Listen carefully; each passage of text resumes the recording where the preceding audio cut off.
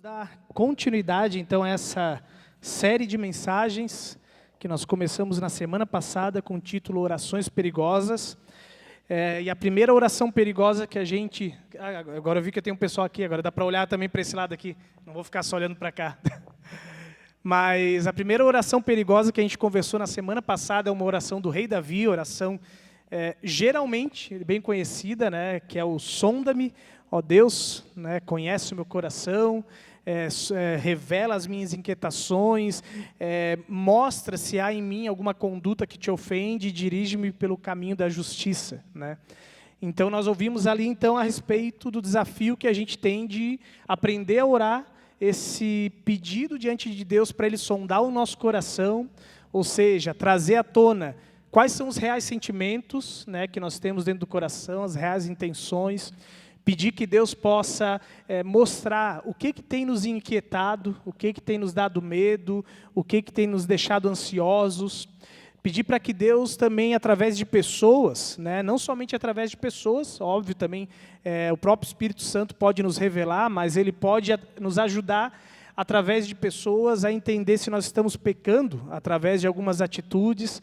E a partir do momento que Deus vai trazendo à tona, né, que nós vamos ouvindo Deus falar com a gente, nós precisamos orar e dirige-me, né, me dê passos práticos, me ajude a sair daqui, Deus, desse, não é do culto em si, mas desse encontro contigo, com atitudes palpáveis do que eu preciso mudar na minha vida e como eu vou fazer isso.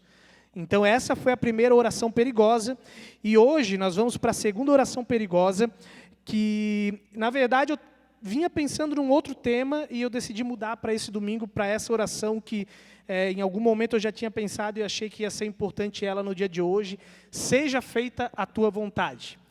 E quando se fala então dessa oração, seja feita a tua vontade, o motivo pelo qual ela é perigosa, em primeiro lugar, é semelhante pelo fato, aquilo que a gente viu no sonda-me, porque ela, quando tu ora, seja feita a tua vontade, automaticamente tu está dizendo que eu abro mão daquilo que eu quero para que seja feita a vontade de Deus. Então, os meus planos, o jeito como eu tenho feito as coisas, ou eu tenho sonhado as coisas, eu abro mão para que seja feito de outra maneira. Isso quer dizer que vai ter mudanças profundas na tua vida, porque ainda que a gente tenha uma caminhada como discípulo de Jesus, ainda que a gente esteja se tornando dia após dia parecido com Cristo nessa caminhada, mas ainda assim a gente sabe que o nosso coração em muitos momentos continua sendo pecador, o velho homem continua, né, a velha mulher que continua querendo vir à tona, e muitas vezes a gente precisa ser humilde de reconhecer que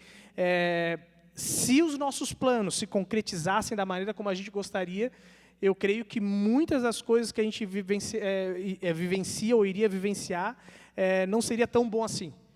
Então, a gente tem dificuldade de reconhecer na hora, mas quando passa um tempo depois, geralmente a gente diz, olha, que bom que aconteceu dessa maneira, porque eu vejo hoje que era Deus conduzindo a minha vida em determinada situação. Então, por isso que, em primeiro lugar, ela é perigosa, porque ela muda profundamente a nossa vida, os nossos planos. Em segundo lugar, eu diria que é uma oração que exige coragem, porque nem sempre a vontade de Deus é fácil de ser realizada. Nem sempre aquilo que Deus pede da gente é fácil de a gente fazer. E isso a gente vai ver, na verdade, tanto nas nossas vidas, mas se a gente for olhar para a Bíblia, também é assim. Se a gente for olhar para cada personagem bíblico, né, cada pessoa ao longo da história, vamos começar lá em Abraão. Não foi nem um pouco fácil o pedido de Deus a Abraão de sair da terra dele e ir para uma outra terra onde ele nunca teve, para lá, né, constituir família e assim, constituir família com uma mulher que nem podia ter filhos, nem tinha tido filhos. E assim por diante, você vai olhando para todos os outros homens e mulheres de Deus ao longo da história, para o apóstolo Paulo, a conversão dele, cada pessoa que ouviu um chamado de Deus, ouviu, né, esse pedido dele, essa vontade de Deus sendo revelada para a sua vida, nunca foi fácil de realizar, nunca foi fácil. Olha o quanto que os apóstolos, por seguirem a Jesus, aceitarem ser discípulos dele, o próprio Jesus alertou eles, olha, assim como me perseguiram, vão perseguir vocês. Então, se vocês querem viver a vontade de Deus na vida de vocês, vocês vão ser perseguidos. Ou seja, exige coragem. E justamente por isso que essa oração de hoje ela é perigosa, porque seja feita a tua vontade, a gente vai ver que na própria vida de Jesus, que é Ele quem faz essa oração, foi uma oração extremamente corajosa e perigosa na vida dele, no contexto ao qual ele faz isso, né? Ele fala dessa oração. E é sobre isso que a gente quer conversar. Eu quero te convidar, se você tiver a sua Bíblia, a abrir em Mateus 26, Mateus capítulo 26, para nós lermos dos versículos 36 até o versículo 46. Mateus, capítulo 26, versículo 36 até o 46.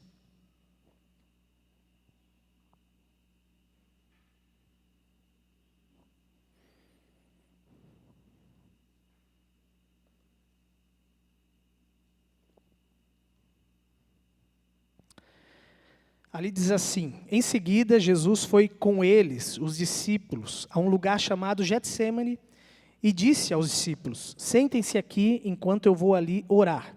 E levando consigo Pedro e os 2 filhos de Zebedeu, começou a sentir-se tomado de tristeza e de angústia. Então lhes disse: a minha alma está profundamente triste até a morte. Fiquem aqui e vigiem comigo. E adiantando-se um pouco, prostrou-se sobre o seu rosto, orando e dizendo: meu Pai, se é possível que passe de mim este cálice, contudo não seja como eu quero, e sim como tu queres. E voltando para os discípulos, achou-os dormindo e disse a Pedro: então, nem uma hora vocês puderam vigiar comigo? Vigiem e orem, para que não caiam em tentação. O espírito, na verdade, está pronto, mas a carne é fraca. Retirando-se pela segunda vez, orou de novo, dizendo: meu Pai, se não é possível que este cálice passe de mim sem que eu o beba, faça-se a tua vontade. E voltando, achou-os outra vez dormindo, porque os olhos deles estavam pesados. Deixando-os novamente, foi orar pela terceira vez, repetindo as mesmas palavras. Então voltou para os discípulos e lhes disse: vocês ainda estão dormindo e descansando? Eis que é chegada a hora, e o Filho do Homem está sendo entregue nas mãos de pecadores. Levantem-se, vamos embora, eis que o traidor se aproxima. Até aqui. Queridos, essa oração de Jesus é interessante dentro de todo um contexto. Em primeiro lugar, é interessante a gente observar o local que Jesus escolheu para orar. Primeira coisa, a gente já ouviu falar muito do famoso Getsêmani, né? Getsêmani é um lugar que seria próximo da cidade de Jerusalém, tem em torno, sei lá, de uns 2, 3 quilômetros, não é muita coisa longe, e que, em si, hoje, nos dias de hoje, assim como quase tudo em Israel se tornou, parece que, lugares sagrados e que parece que tem algo místico, né? Se tu um dia viajar para Israel, tu vai ver as pessoas em cada lugar, parece que tem uma energia diferente, como se o lugar fosse diferenciado. Mas a gente precisa entender, em primeiro lugar, que o lugar pelo qual Jesus escolheu para orar, naquela época, era simplesmente um lugar como outro qualquer. Era um lugar que tinha muitas oliveiras lá, e que Jesus escolheu aquele lugar geograficamente, não porque qualquer lugar em si ele é mais sagrado do que outros, até porque, biblicamente, né, nós vamos entender ainda mais, depois da morte e ressurreição de Jesus, que ainda que até um período o templo de Israel tinha todo um significado, né, toda uma santidade por trás, porque ali Deus habitava, na morte e ressurreição o véu do templo se rasga, e ali com isso Deus está dizendo para nós que nós não precisamos mais de mediadores, não existe mais um único lugar sagrado. A própria palavra vai dizer que nós somos templo do Espírito Santo. Então, a questão de Jesus procurar o Getsêmani para orar, não tem a ver em si com um lugar específico. E isso já nos ensinaria, em primeiro lugar, que existe lugar melhor para buscar Deus? Não.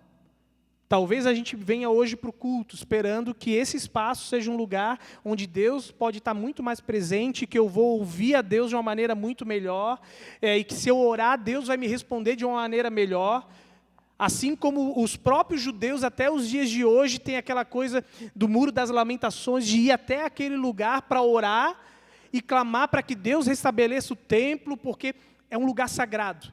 E quando a gente olha, tanto para a atitude de Jesus aqui, mas para um contexto maior, a primeira coisa que é importante a gente entender é, não existe lugar sagrado e um local onde a gente vai conseguir ouvir Deus melhor. Porque tudo tem a ver com o nosso coração.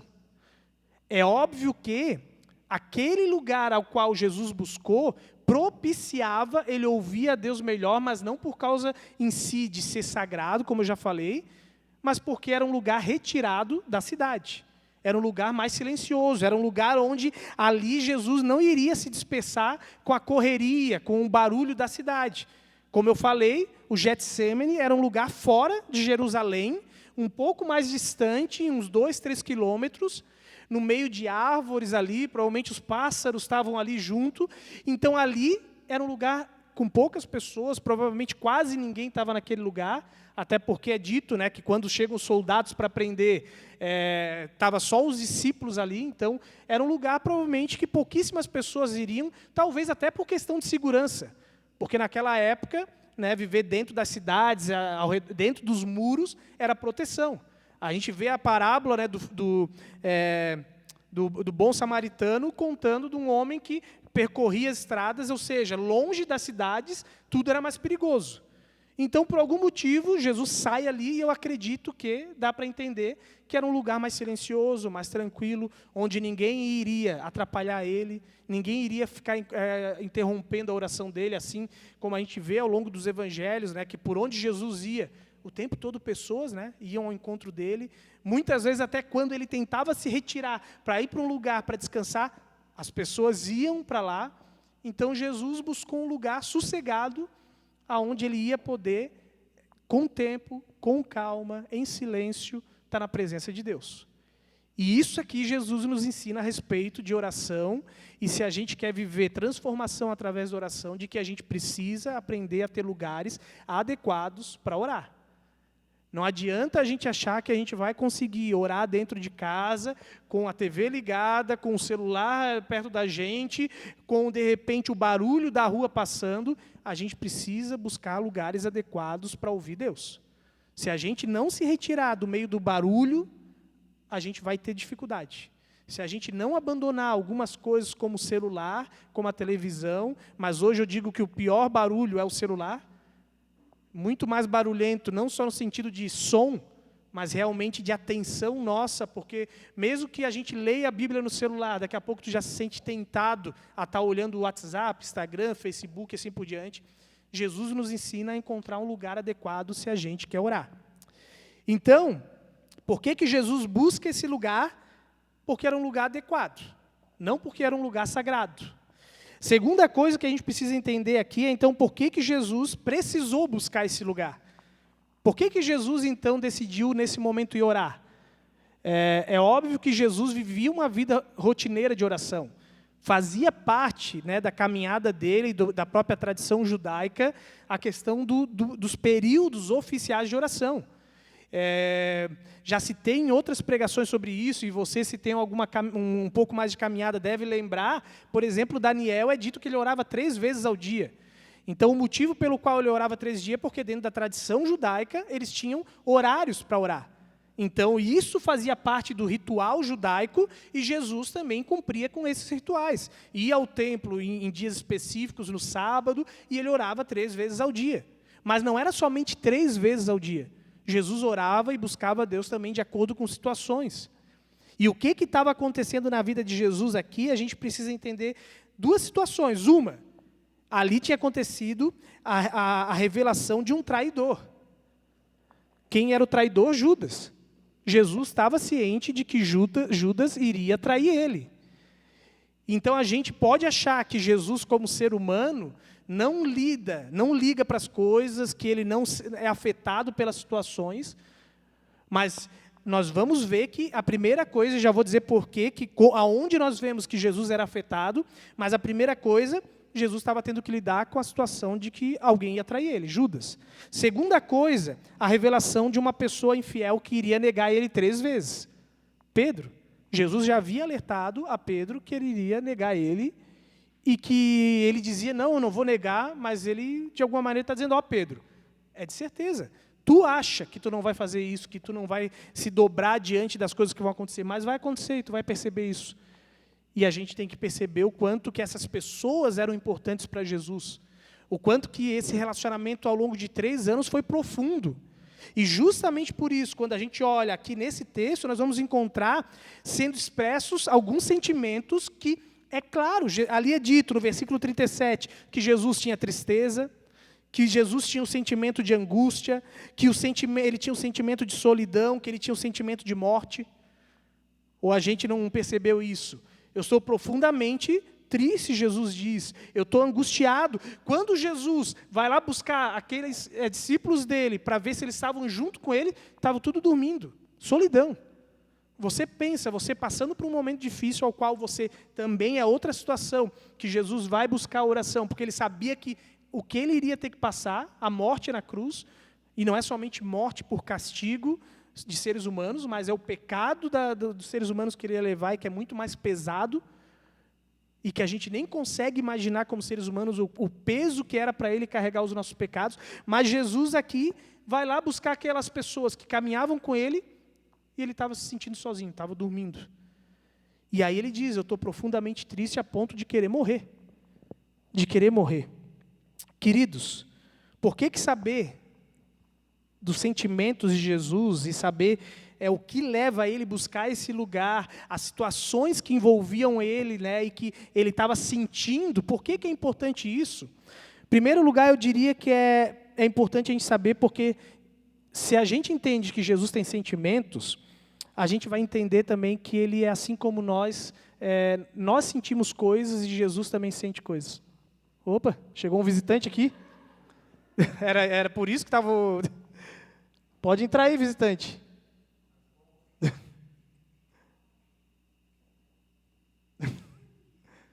Pode chamar ele aí. Tá com medo, ela, não sei. Continuando, então, por que é importante? Porque na medida que a gente entende que Jesus tem sentimentos, a gente entende que ele é como nós. E talvez você pode achar, tá, mas isso é óbvio. Não é tão óbvio assim. Porque ao longo da história, e isso desde lá do primeiro, segundo, terceiro século depois de Jesus, ou seja, 100, 200 anos depois da morte e ressurreição de Jesus, a igreja, os líderes da igreja, lidaram com grandes problemas a respeito dessa questão de quem Jesus é. Jesus, ele é Deus ou ele é um ser humano? E aí haviam divergências, porque era dito, por exemplo, não, algumas linhas diziam, não, Jesus ele é somente Deus. Então ele não tem um corpo físico, aquele corpo físico que está lá, é na verdade como se fosse um fantasma. Jesus naquela cruz estava fingindo que estava com dor. Jesus naquela cruz ele estava fingindo que estava sendo pregado na mão dele, ele não sentia dor, ele não estava triste, não, é tudo um teatro, é encenação. Só que, biblicamente falando, não há respaldo para isso. Quando é dito aqui é tristeza, é angústia, é solidão, Jesus estava sentindo essas coisas. Então ele é somente ser humano, ele foi um bom mestre com boas palavras? Não. Então, biblicamente falando, os próprios pais da igreja, os primeiros teólogos ali, começaram a clarear dizendo, não, Jesus é 100% homem, 100% Deus. Ele viveu a intensidade do que é ser humano como nós e sentir as mesmas coisas com a gente, mas ele conseguiu superar tudo sem pecar, porque ele era o próprio Deus. E a gente não vai entender essa complexidade. Mas é importante a gente entender que, ainda que ele era Deus, ele afirmava isso, ele tinha sentimentos e ele sentia as coisas como a gente. E nós podemos sentir as coisas. E quando a gente sente as coisas, a pergunta é o que a gente faz com os nossos sentimentos? Como a gente reage em relação aos nossos sentimentos? De que maneira a gente expressa os nossos sentimentos diante de Deus? Porque, de alguma maneira, é isso que a gente vai aprender aqui com Jesus nessa oração, que é perigosa, mas que a gente precisa aprender a fazer assim como Jesus. A segunda coisa que eu diria também, a importância de ver toda essa situação, esse quadro, é porque a gente aprende a perceber, a atestar a sanidade mental de Jesus. O que isso quer dizer? Jesus, ele era alguém que dizia ser Deus. Ao longo da história, muitas pessoas já afirmaram ser Deus. Só que a gente sabe que eram pessoas loucas. E, geralmente, pessoas que não batem muito bem da cabeça, pessoas que estão com alguma dificuldade mental, elas não batem muito bem as coisas que elas expressam com aquilo que elas sentem. Sabe aquela pessoa que, de repente, diz, eu estou extremamente alegre, mas tu olha para ela, ela não está, ou ela diz que está alegre, né, mas tu vê que o rosto dela não expressa. Então, quando a gente vê Jesus dizendo, eu estou extremamente triste, aquilo que ele falava tinha relação completa, batia com aquilo que ele estava demonstrando. A sanidade mental dele era adequada de acordo com os contextos pelos quais ele estava passando. Jesus, ele realmente não era alguém doido. Ele sentia dor, ele sentia tristeza, ele não era um lunático a ponto de talvez fingir que sentia dor. A ponto de repente, estar lá numa cruz simplesmente porque ele queria se tornar um herói para as pessoas. Quem em sã consciência iria falar essas coisas e buscar dizer, eu estou cumprindo a vontade do meu Pai, eu estou indo para isso. Queridos, e aí a gente encontra essa oração, a partir do momento que a gente percebe que Jesus sabia o que ele estava falando, sabia quem ele era, a gente se depara com essa oração. E a primeira coisa que é importante a gente perceber nessa oração é que é uma oração sem rancor nenhum. Olha o que Jesus fala já no início ali, né? Meu Pai, meu Pai. E essa expressão, meu Pai, traz à tona 3 coisas importantes de a gente perceber sobre essa oração que é sem rancor. Pelo fato de Jesus afirmar, reconhecer ainda, mesmo perto da morte, que Jesus é Pai, ele reafirma a confiança dele no caráter de Deus. Ele continua dizendo, sim, tu é o meu Pai. Sim, tu continua sendo alguém que eu confio. Tu continua sendo alguém que não mudou o teu caráter. Assim como eu ensinei os discípulos a se remeterem a ti como Pai nosso, tu continua sendo meu Pai, mesmo em meio aos momentos difíceis. Tu continua sendo alguém confiável, mesmo em meio aos momentos difíceis da minha vida. O caráter de Deus não muda. Jesus reafirma isso. Segunda coisa, Jesus mostra aqui a confiança que ele tem no plano de Deus.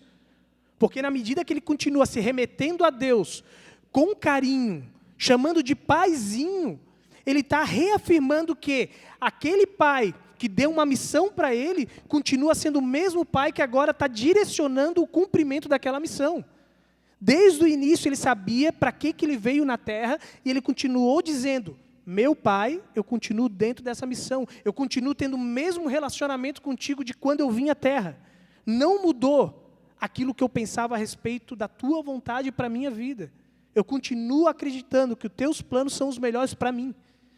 E em terceiro lugar, a gente pode entender de que ele reafirma a confiança no amor de Deus.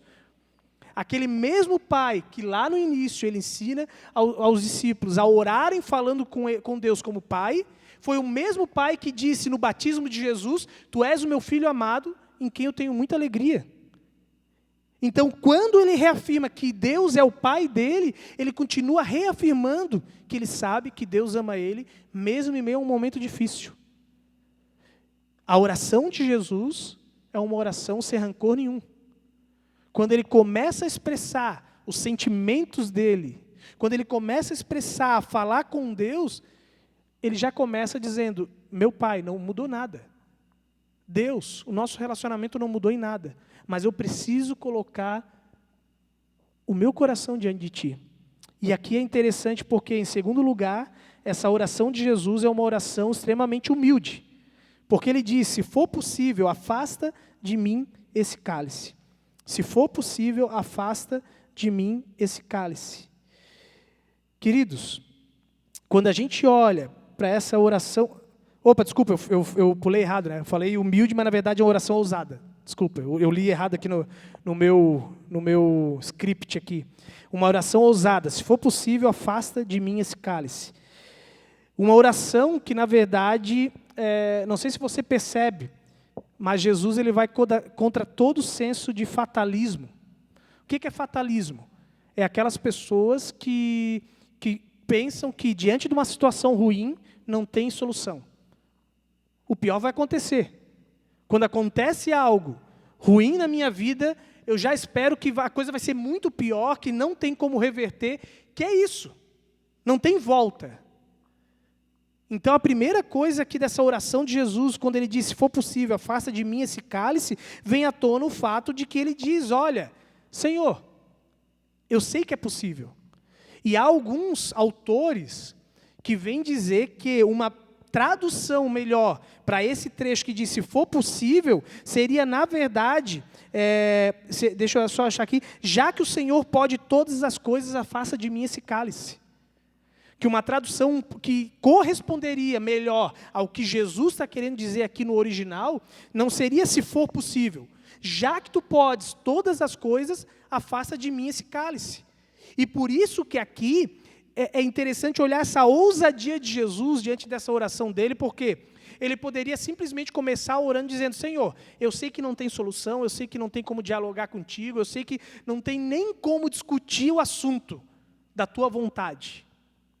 Eu não vou nem colocar o que eu tenho vontade aqui para ti. Mas Jesus é ousado.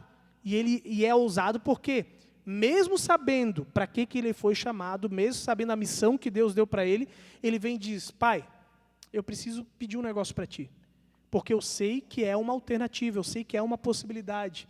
Eu sei que isso seria algo bom, eu sei que tu podes fazer isso, se tu quiseres, tu pode. Eu sei que tu pode. Tu pode afastar isso de mim? Tu aceita afastar esse cálice? Tu aceita me tirar dessa situação? Tu aceita que de repente haja uma outra solução e a gente resolva isso de outra maneira? Percebe como Jesus é ousado? O próprio Deus é ousado em dizer, olha, isso está sendo difícil para mim. Ter que me preparar para carregar os pecados da humanidade é difícil. Eu ainda não me sinto completamente preparado para isso e eu penso numa outra alternativa. Por isso Jesus nos ensina a ser ousados também nas nossas orações. A gente muitas vezes acha que, não, eu não posso falar determinadas coisas para Deus. Quem sou eu para falar determinadas coisas para Deus? Imagina eu sabendo que Deus está me chamando para uma coisa, que eu deveria fazer isso, eu não vou expressar os meus sentimentos diante de Deus, eu não vou expressar o que eu gostaria. Há, sim, diante de Deus, e Jesus nos ensina a possibilidade de a gente expressar a nossa vontade. Nós podemos expressar a nossa vontade diante de Deus. Não é pecado expressar a nossa vontade diante de Deus.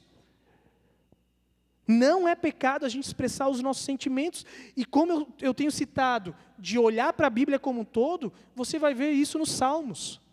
Os salmistas, aqueles que escrevem aquelas orações, são extremamente sinceros em relação aos seus sentimentos, às suas vontades.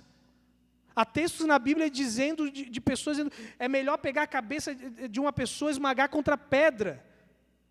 Há textos que são horríveis, mas são seres humanos sinceros dizendo, Senhor, o que está dentro de mim é isso, a minha vontade, mesmo que seja talvez pecado, seria fazer isso. E Jesus nos mostra que não há problema de a gente colocar a nossa vontade diante de Deus. Que nós podemos ser ousados. Mesmo sabendo que a nossa vontade talvez pode estar indo em completa oposição à vontade de Deus, nesse momento. Mas aí entra, ao mesmo tempo, a oração de Jesus como sendo uma oração humilde. Porque ele diz, contudo, não seja como eu quero, mas sim como tu queres. Não seja como eu quero, mas sim como tu queres. Uma oração que vai contra todo o senso de arrogância. Porque Jesus ele poderia dizer, Pai, eu estou expressando a minha vontade e eu quero que seja a minha vontade, mas ele não faz isso. Ele diz, sim, esse é o meu sentimento, isso é o que está no meu coração, esse é o meu plano, essa é a minha vontade, mas o que eu realmente não gostaria é que tu fizesse a tua vontade, Deus. Não é isso que Jesus faz. Ele é humilde de dizer, Senhor, eu entendo que talvez nesse momento eu estou sendo guiado pelos sentimentos errados. Assim como Davi foi também guiado, talvez, ele teve medo que os sentimentos, som do meu coração. Jesus está dizendo, olha, os meus sentimentos podem estar me guiando para caminhos errados. Jesus está fazendo semelhante a Davi. ele está muito mais preocupado com a vontade de Deus. E a gente vai ver ao longo de todos os evangelhos que Jesus sempre se preocupou e sabia que a vontade de Deus era melhor. João capítulo 4, 34, Jesus diz: a minha comida é fazer a vontade daquele que me enviou e concluir a sua obra. O que me dá realização é a vontade de Deus. Mateus 6,10, venha o teu reino, seja feita a tua vontade assim na terra como no céu. Mateus 7, 21, nem todo aquele que me diz, Senhor, Senhor, entrará no reino dos céus, mas aquele que faz a vontade do meu Pai que está nos céus. Jesus, ele reconhece que a vontade de Deus é superior à vontade dele. Ele sabe que a vontade de Deus é boa. E aqui eu gostaria de citar uma frase do autor C.S. Lewis, um autor cristão lá do período da Segunda Guerra Mundial, onde ele diz: existem dois tipos de pessoas, as que dizem a Deus, seja feita a tua vontade, e aquelas a quem Deus diz, seja feita a tua vontade. Existem dois tipos de pessoas, as que dizem a Deus, seja feita a tua vontade, e aquelas a quem Deus diz, seja feita a tua vontade. Eu acredito que geralmente a gente prefere ser a segunda pessoa, que Deus diz, seja feita a tua vontade. Só que isso é a pior coisa que a gente poderia ouvir da parte de Deus, olhando para o próprio apóstolo Paulo em Romanos capítulo 1, onde Paulo vai dizer a respeito dos muitos pecados, o que aconteceu com o mundo, que Deus disse isso para a humanidade, seja feita a tua vontade. Deus entregou a gente a todo tipo de depravação, todo tipo de pecado, e o que a gente vê acontecendo com o mundo é justamente o resultado de Deus dizer para a humanidade, seja feita a tua vontade. Não é isso que vocês querem? Seja feita a tua vontade. Vocês não querem viver a liberação sexual e cada um tem a sua verdade e viver o prazer do jeito que bem entenderem? Seja feita a tua vontade. Se vocês querem dizer que não existe pecado, seja feita a tua vontade. Vocês querem serem muito ricos e vocês acham que é nisso que vocês vão ser felizes? Seja feita a tua vontade. Tu não quer priorizar o relacionamento comigo? Seja feita a tua vontade. Eu não vou te obrigar a nada. Você quer trabalhar muito mais e de repente não abrir mão de trabalhar um pouco para poder se dedicar para o reino de Deus? Seja feita a tua vontade, eu não vou te obrigar a nada. Deus tem dito isso para a humanidade. Mas Jesus nos convida a dizer, Senhor, seja feita a tua vontade. Eu não quero eu ter que ouvir isso de ti, mas eu quero dizer isso para ti, Pai. A tua vontade é mais importante do que a minha. Eu não quero ficar temando contigo. Jesus não tema com Deus. Qual foi o resultado dessa oração de Jesus? Primeiro, porque Jesus conseguiu orar, seja feita a tua vontade, ele pôde seguir em frente, apesar do descaso dos amigos dele. Porque Jesus teve coragem de dizer, Deus, seja feita a tua vontade, ele foi capacitado por Deus, mesmo que os amigos dele não estavam, os discípulos, dando bola. Sendo fortalecimento, ajudando ele a passar pela situação. Mesmo que ninguém estava naquele momento com ele, ele seguiu em frente no propósito, porque ele orou, seja feita a tua vontade. Segundo, ele seguiu em frente no propósito de Deus. Deus deu coragem para ele não desistir da missão que ele tinha. Deus capacitou ele. E terceiro, ele seguiu em frente inspirando outros. Porque a gente vê que chega um momento onde ele diz, levantem-se e vamos, versículo 45. Então, na verdade, não somente ele acaba indo, mesmo que as pessoas não estavam incentivando ele, mas ele faz o contrário, ele diz, vamos lá, se levanta, vem comigo que a gente tem algo para cumprir, uma missão para cumprir. E eu quero que vocês cumpram essa missão. Jesus inspira outras pessoas a também seguirem o caminho que Deus tem para elas. Jesus anima os discípulos a seguirem os propósitos de Deus. Queridos, como sempre, algumas perguntas para você sair daqui com passos práticos. Você tem dedicado tempo em oração para discernir a vontade de Deus para a sua vida? Você tem buscado um lugar adequado e ter tempo adequado em oração para discernir a vontade de Deus para a sua vida e para orar, Senhor, me ajuda a entender a tua vontade, eu quero fazer a tua vontade, eu não entendo. Você tem buscado diante das coisas que têm acontecido? Segundo, que oração ousada você gostaria de fazer hoje? Que oração ousada, que talvez você nunca teve coragem de dizer para Deus a tua vontade. Qual é a oração ousada que você precisa fazer? Pode ser pela cura de alguém, pode ser por determinadas situações. E por último, você está preparado para que Deus não atenda a tua vontade, a tua oração do jeito que você gostaria? Você está preparado para isso? Porque a gente pode, e Deus dá liberdade de orar. A minha vontade é essa. Mas você está preparado para Ele dizer, tá, mas essa não é a minha vontade? Você está preparado para fazer a vontade de Deus e aceitar a vontade de Deus acima de tudo? Oração é isso. É poder expressar o que está no nosso coração, os nossos planos, mas também estar disposto a discernir e obedecer à vontade de Deus. E Jesus, sendo Deus, 100% humano, Ele nos ensina. Ele é a inspiração para a gente em como orar. E os discípulos disseram, né, como a gente tem visto na abertura do culto, Lucas ali, Senhor, nos ensina a orar. Lucas capítulo 11, versículo 1. Nos ensina a orar. Está aqui. Jesus está sendo modelo de como nós devemos orar.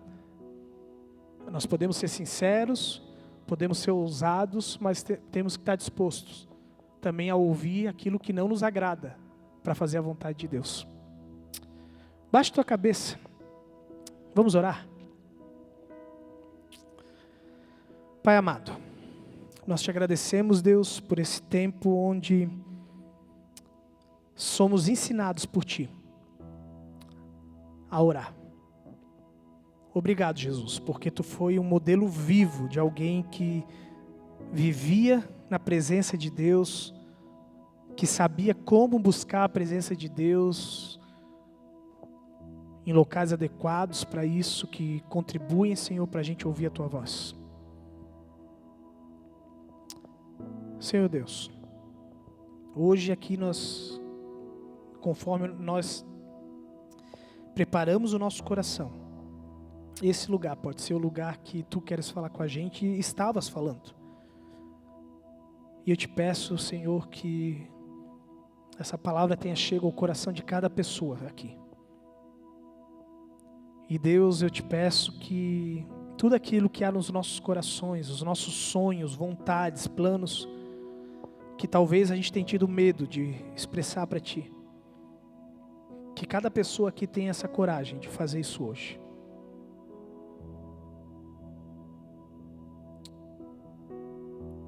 E eu quero nesse momento deixar um tempinho em silêncio,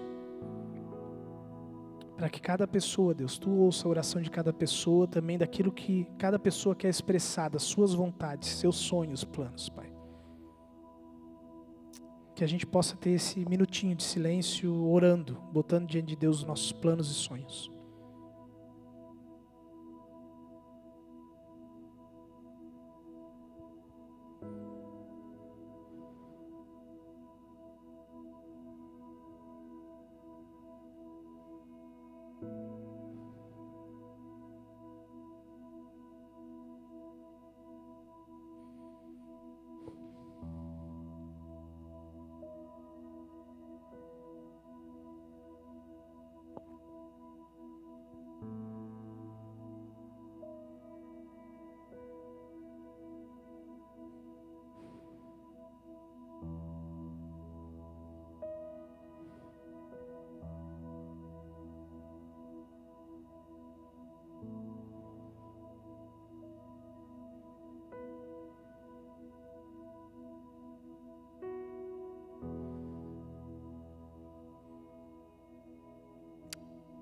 Senhor,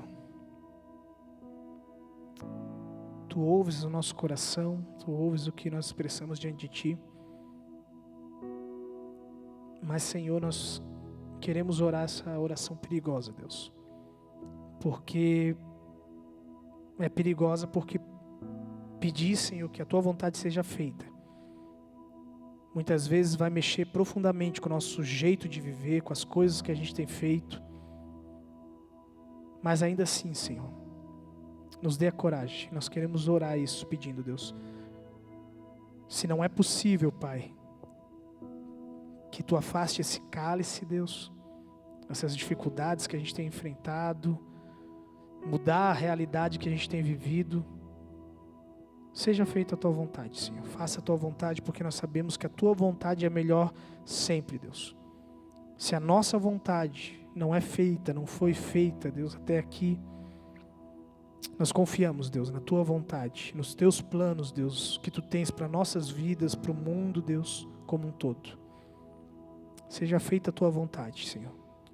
E nós reconhecemos que, mesmo que as coisas não aconteçam da nossa forma, Tu continua, Senhor, sendo bom. Tu continua sendo um Deus amoroso.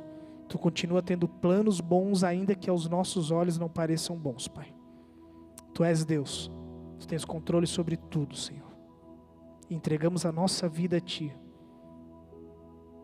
reconhecendo, Deus, que ainda que a gente não entenda, mas a Tua vontade é boa, perfeita e agradável, Pai.